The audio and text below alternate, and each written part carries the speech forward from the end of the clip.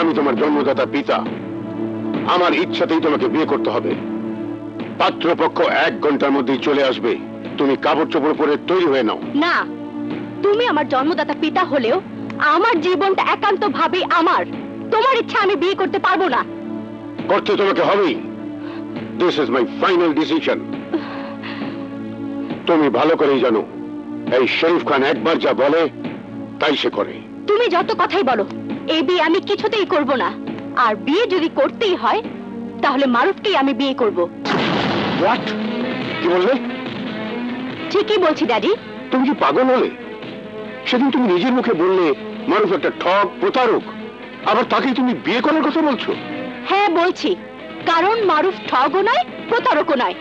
সেদিন তোমার কাছে আমি যা বলেছিলাম সবই ছিল আমার অভিনয়।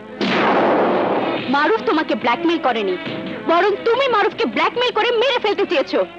তোমার সব অপকর্মের ইতিহাস আমি জেনে গেছি। তুমি নিজেও জানো মারুফ আমার সাথে ভালোবাসার অভিনয় করেনি। মারুফকে নকল চেক দেবার সময় তুমি নিজের মুখে এই কথা স্বীকার করেছো। এই সিডি তার প্রমাণ।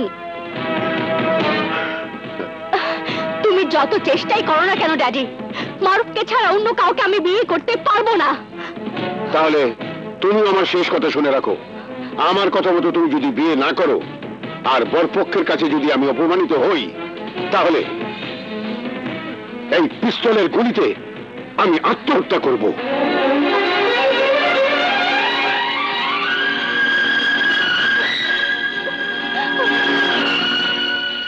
মা, মা, মা, মা,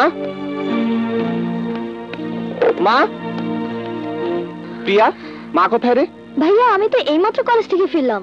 ফুপু আম্মা, ফুপু আম্মা। হ্যালো। মায়ের ছবিটা তুই মন থেকে চিরতরে মুছে ফেল মারুফ। কে তুই? তোর জম।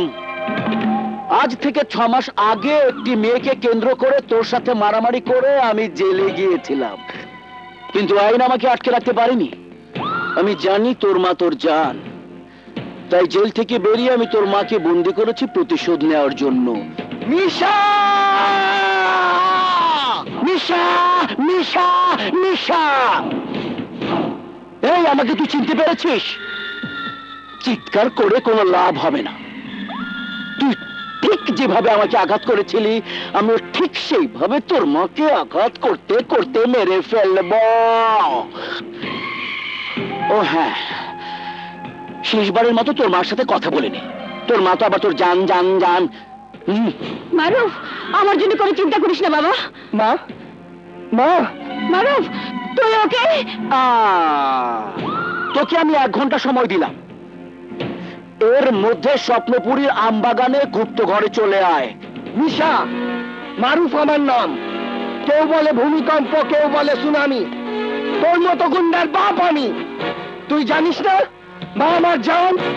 সেই মায়ের জীবন বাঁচানোর জন্য আমার নিজের জীবন আমি হাসি মুখে কোরবান করতে পারি, হাসি মুখে কোরবান করতে পারি।